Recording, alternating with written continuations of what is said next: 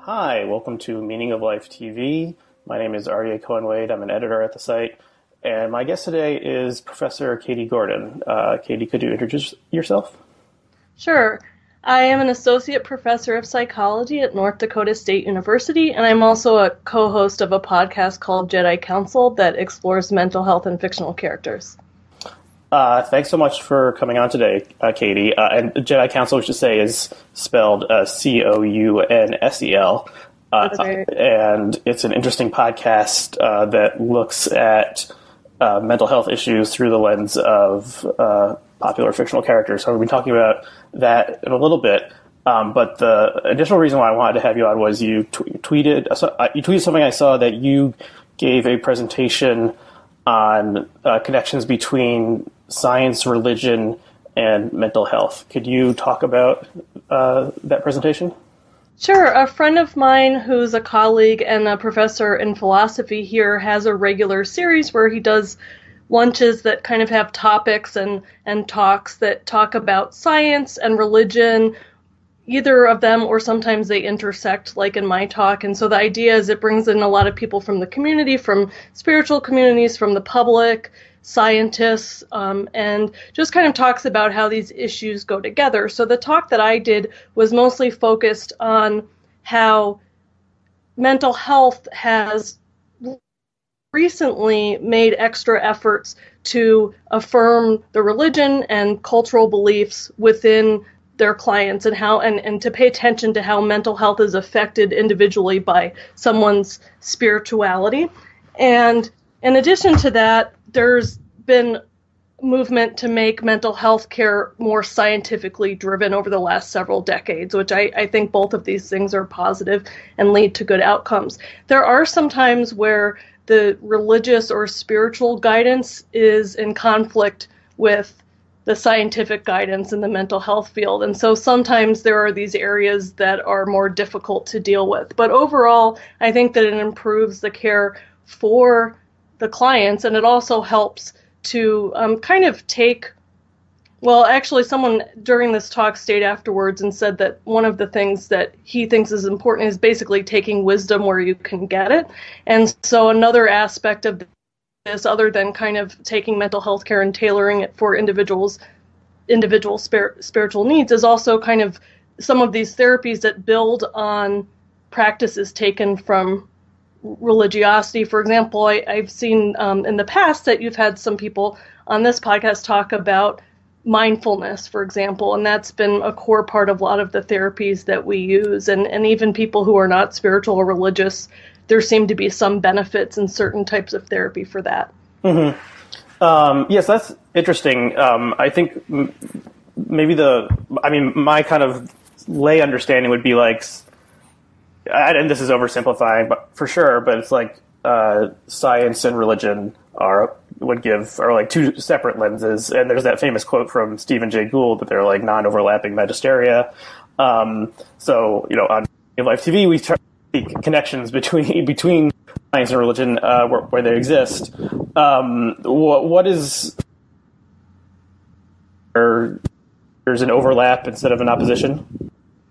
An area where there's overlap. Well, one of the things that's been found, both because some of the wisdom within, and of course there's a lot of diversity within spiritual communities, but the idea that people getting together with commonalities and supporting each other during difficult times happens in a lot of spiritual communities. And there's a lot of scientific research that suggests interpersonal connections are essential to good mental and physical health. And that's a very strong, robust finding.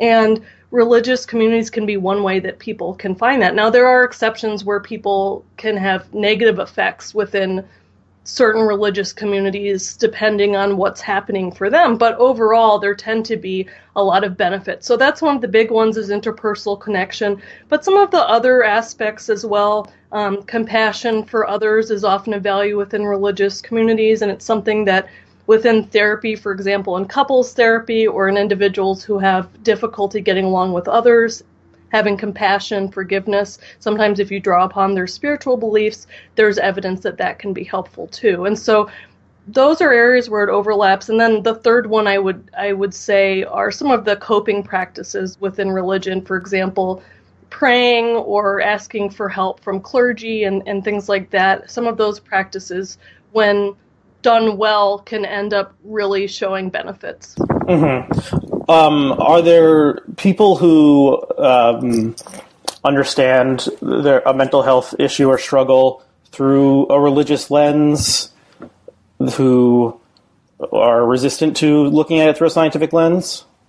Yes, that's been something that there are within certain religious communities, and I have, though I'm a professor now, in the past I've done more direct therapy work with people, and there are some people who believe that their mental health problems are due to spiritual problems, which is something that explanation of mental health problems is just goes way, way back. I mean, back in time. And the way that we understand it now, most of us don't think of it that way. And it can actually inhibit them from getting help because they believe that they're not doing something well enough, they're not praying enough, they're not good enough, and that's what's causing it. And sometimes that can be reinforced by their religious community, and that can be a major barrier in treatment. So that's kind of when it goes to the negative side. Do you ever encounter the opposite side of people who are looking at it strictly through a scientific lens, and then there's some religious aspect that can give them some relief?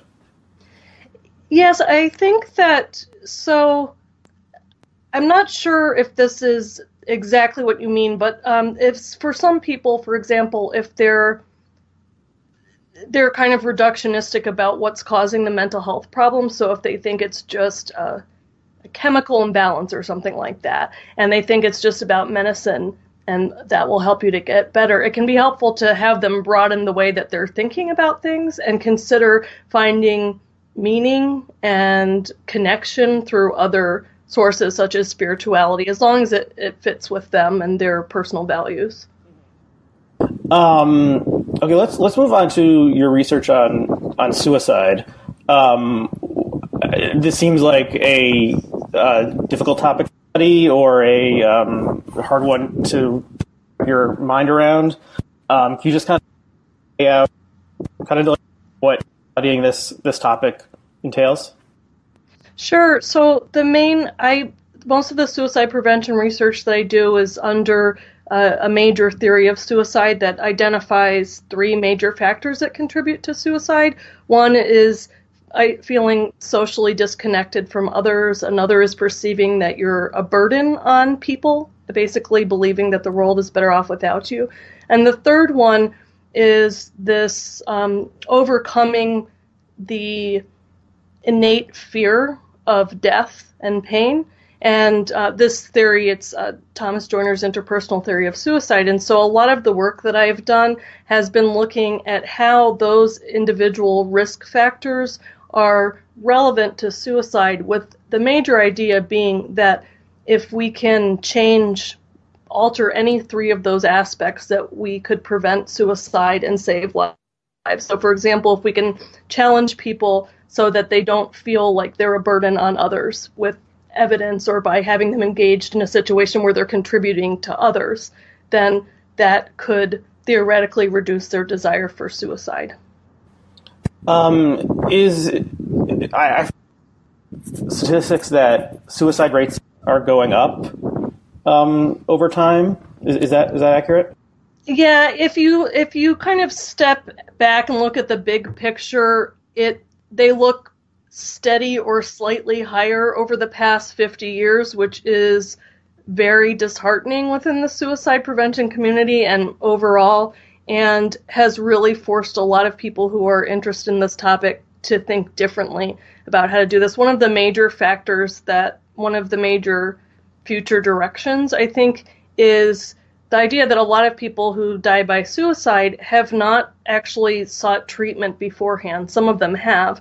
But so therefore, an effective intervention is going to be something besides developing a therapy, right? So that's something that's that we've spent a lot of time on, but some of the more public health perspectives might be more effective at reaching people who don't even get in to see that therapist in the first place. Mm-hmm.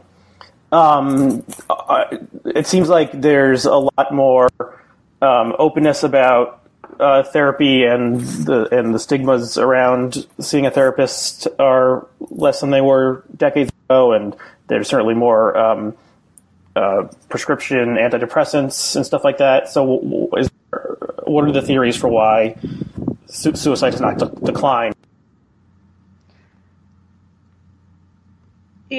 One of the big thoughts on that, and because it is kind of puzzling, is that some of the early theories of suicide were sociological theories that looked at society and how it's made up as a whole, and so it may suggest something at a larger level about how people feel valued and connected with other people that goes beyond kind of the individual level. So, for example, if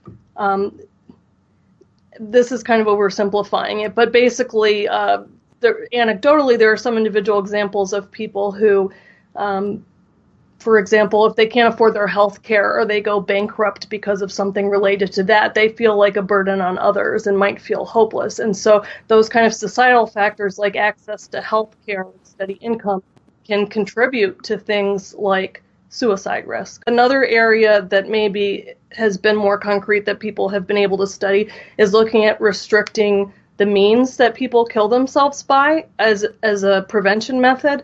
And so, for example, a colleague of mine does work looking at legislation having to do with gun control and suicide rates there. And I think some people believe, and it's understandable, that people will kill themselves regardless. So, for example, if they don't have access to a gun, that they'll just go on to kill themselves some other way.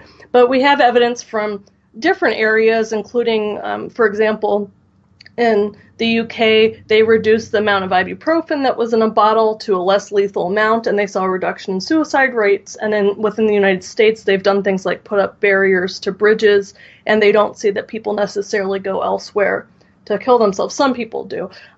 But with regards to guns, when people attempt suicide with a gun, they almost always die. And so some of the efforts have been focused on looking to store guns more safely. So even things like having them unloaded and locked up. And so those kinds of things are some of the main ways they're going forward. In terms of the Affordable Care Act, though, I don't know that the data isn't on that. It's a tough time. I think that all of the pieces that put together, the theory I mentioned kind of tries to highlight the main ones, but there's a lot of work to do, and it's a traditionally understudied area, I think, because of the stigma and because of the difficulty studying it.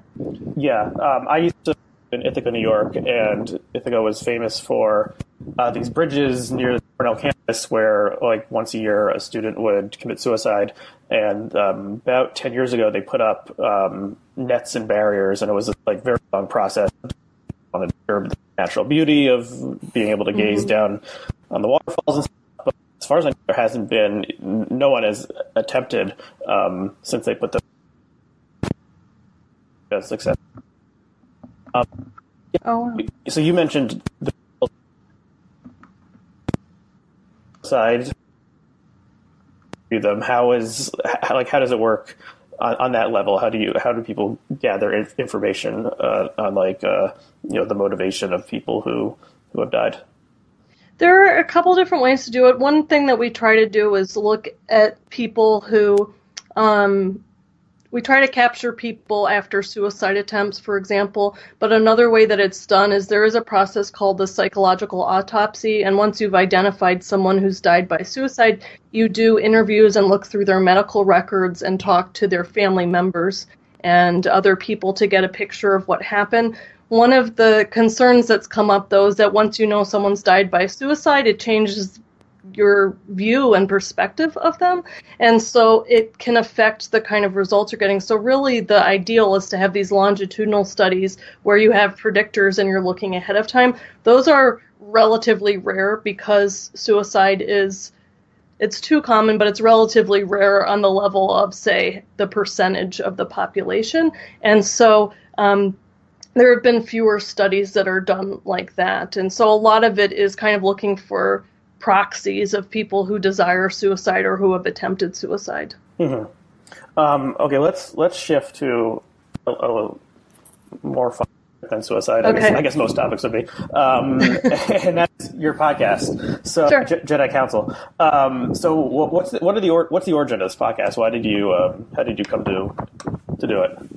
Well, I was teaching a class that focused on mental health in children and adolescents, and I started talking about kind of risk and resilience factors that lead people to various mental health outcomes, and I started talking to them within the framework of Star Wars characters because I was trying to get them engaged in conversation. And then at the same time, I have there's a graduate student in the program here who has a lot of overlapping interests, both in psychology and in kind of, I guess, geeky stuff like Star Wars. And so then we started talking about doing a blog that would take fictional characters, but kind of take it seriously in how we evaluate what factors led to their mental health outcome, and then try to talk about their diagnosis and their treatment. And so our goal really was to find a way to basically disseminate accurate information, but in a way that people might be more interested in than just writing about the information without the Star Wars part. And so then we both liked podcasts, so that developed into a podcast, which that's the main thing that we do now, actually. Mm-hmm. So you kind of take a given character or connected characters from a piece of pop culture, and do you do an analysis on them? What would you a diagnosis? How would you describe what you do? Well, I think that so in clinical psychology, what we try to do when we first have an individual present with a problem is that we give them various types of assessments and evaluations to try to figure out what's going on with them, and then come to a diagnosis and then select a treatment. So we try to do that same thing. So for example, with Darth Vader, who was the first character that we looked at, that involved watching all of the Star Wars movies and paying attention to all of the pieces of his upbringing. And he's a character that we have more information on than a lot of others in terms of how he grew up and stuff like that. And so we pay attention to that and kind of look at the pattern of symptoms that he expresses as Darth Vader and see what it maps onto. In that case, we decided that he fit best with narcissistic personality disorder. And so we'll kind of give a history, then we'll talk about the symptoms he exhibits and why we think he has that diagnosis, and then talk about what the evidence-based treatment is for that diagnosis. Do you think Darth Vader has narcissistic personality disorder? Okay, so some of the symptoms include things like entitlement, and he certainly seems entitled and believes that he should get whatever he wants immediately.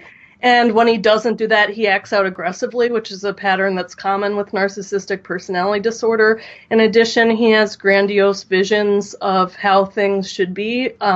He early on has some visions of ideal love with, like, Padme. Oh, what's wrong, Liam? So early on, he had these visions of perfect love with Padme, and those didn't work out. And then he also believed that he was, he actually was stronger in the Force than many of the other people. He was higher on midichlorians. Star Wars people get mad at me when I say that. But anyway, that he was the best, and he also didn't think the rules should apply to him. So, for example, getting married, he thought that should be okay. He also interpreted whenever the Jedi Council was cautious, like Yoda was cautious about training him because of his signs of impulsivity and destructivity, he interpreted that as them being jealous, or that Obi-Wan Kenobi's just trying to control him.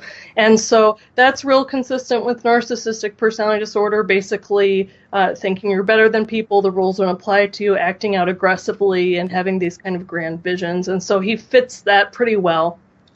Everything we do is kind of it's done a little tongue-in-cheek because it's obvious there are limits to what we're talking about, and he has levels of destruction that hopefully we'll never see. And so it's really, it's it's exaggerated and it's kind of used as an example, but a lot of the stuff we do couldn't really happen. But yeah, he's an extreme case, I would say, of narcissistic personality disorder, and it is bad because it is matched with all of this power and destruction at his fingertips. So yeah, it's a real problem. I think Kylo Ren shows some of the somewhat similar characteristics, but he's not as, I guess, threatening, at least in his stage. We'll see what happens to him next, but I mean, he's still pretty problematic. Okay, let's talk about another narcissist in popular culture, and that's Michael Scott from The Office. Would you have a similar diagnosis, or is there something else with him?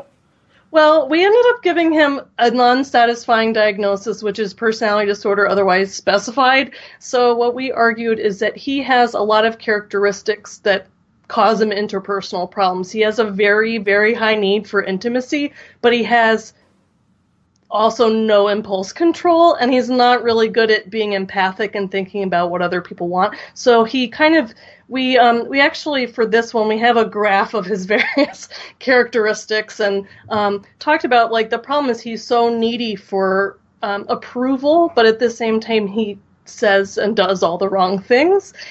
I think that he comes from a more good-hearted place, which is why I think people overlook a lot of the stuff that he does, than Darth Vader, for example. And so that's promising. It seems like the big thing with him would be teaching him some impulse control and some perspective taking. It seems like his emotions overwhelm his own concerns, overwhelm his ability to think about, like, oh, saying this might actually really insult someone, and maybe I shouldn't say it. Yeah, one thing that's interesting about that character is, I think the writing evolved and the character evolved, and the performance was so good that in the beginning he was more of a one-note, like, buffoon character and the villain of the show, although a comic villain.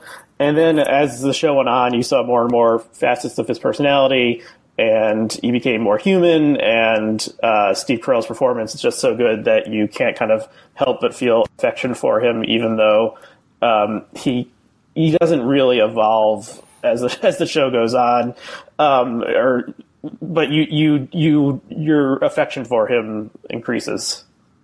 Yeah, I agree, and I think that's one of the things that's so great about The Office. I mean, even Dwight, who's totally irritating in every way, is kind of endearing by the end of the series, and Angela, and a lot of the characters that are frustrating. And I agree, I think Steve Carell has a lot to do with that too. He's just you see throughout time more of the times where he's trying to be happy, and I actually think his connection with Holly helps to kind of reduce some of the inner loneliness that's driving all of his kind of overwhelming behavior, if I had to speculate on a completely fictional comedic character. Yeah. So an episode that you did recently, or you did a two-part episode, was on The Big Lebowski, which is one of my favorite movies. And can you talk about both the dude and the other characters in this movie? Sure. So the dude I view as someone who is kind of low on the personality characteristic conscientiousness, which is one of the, the big 5 personality traits that psychology has identified. He's real relaxed. He's very dude. I think some of that interacts with his substance use as well.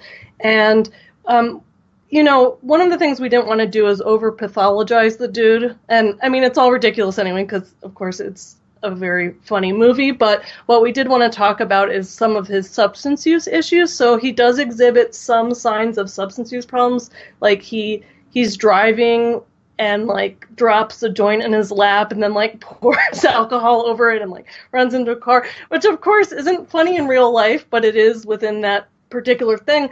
But that can actually be a sign of substance dependence. So that's kind of where we take a lot of liberty to talk about stuff we like, and hopefully that entertains other people and allows them, it's kind of like when we were talking about suicide prevention. It can be really painful to talk about some of these mental health issues, but hopefully if we bring in some levity, like through the dude, that can be helpful. So I think he does meet for cannabis dependence, I think, in terms of his use and things like that, frequency. Walter Sobchak seems to have more of a an anger problem. He is kind of the opposite of the dude on the personality characteristic of agreeableness. He's very disagreeable, as you know, very prone to anger, doesn't like when anything affects his bowling game, and he also just has very rigid thinking about things and kind of a way to act. Now, he does talk about being in Nam a lot, and so we were wondering if some of that is PTSD, but it's hard to tell from the brief view that we see of him whether he's having flashbacks or nightmares or if it's more of kind of like anger issues that are unrelated to that. Mm-hmm. Does Donnie does Donnie present enough of a personality to get a diagnosis? There's something going on with him, but I can't figure out what. I'd have to do more testing, because it does seem like he's kind of understanding things on a different plane than other people. Yeah. So I'm not sure what, though. Yeah, I guess we'll never know. Spoiler alert, he doesn't make it, so... I know. It's very tragic. Are there any other pop culture characters who you think would be good to quickly discuss? Let's see.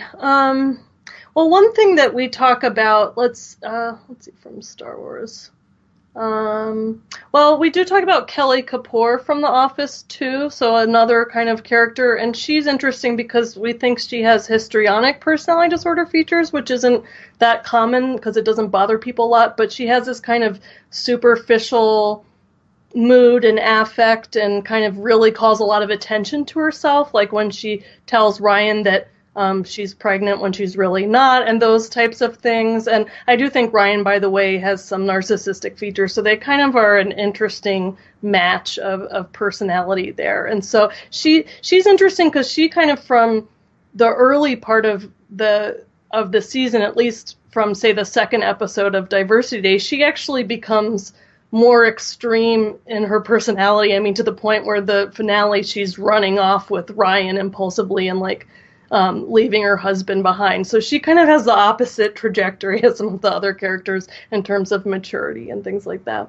Do you think that the way fiction and entertainment works, we're more likely to see characters that have some kind of diagnosis because they're exaggerated and they want to, creators of the work of art want to keep our attention and keep us guessing, and so is that like everyone on The Office has some kind of personality disorder, or just like does everyone in real life have some kind of personality disorder? I definitely think it's the former. I think that the personality stuff especially is exaggerated for humor purposes. I don't think everyone has a personality. Everyone has a personality, hopefully, and a lot of people view personality disorders as just extremes of those levels, and I tend to agree with that model versus kind of like there's personality disorders and then people who just have none of these issues. And so I think because in that view where it's like the personality disorders are kind of extremes of personality, that most of us can relate at some level to those characters in The Office, though we're not quite to the extreme. Most of us aren't. So most of us relate even to Michael, like wanting to be liked or wanting some approval. It's just that most of us have more skills in place that will help us get to that. And so I think that certain types of mental health issues can be used to inspire people. And so a lot of the time the writers of the shows, they don't say that that's what they had in mind, but they're thinking of someone they know, and they'll kind of exaggerate that. Like I had heard about that with Sheldon from Big Bang Theory, where some people were wondering, oh, does he have high functioning autism? And the writer said, we didn't intend to do that, but it's based off someone we know. And so I wonder if that's some of what people do. I think it can go really wrong when people do that, and it can be stigmatizing, but other times it can work really well. Mm-hmm. Yeah, maybe it's just the exaggeration, especially with comedy, the exaggeration makes sense to me. Okay, we've gone about half an hour. Do you have anything else you'd like to add? Where can people find Jedi Counsel if they're looking for it? I have a sticker we're at jedi-counsel.com, and from there you can see our blog posts and our podcast. We're also on iTunes, Stitcher, and Podbean. Cool. And this show is available on iTunes, and you can leave a rating if you enjoyed it. Thanks so much, Katie, for coming on.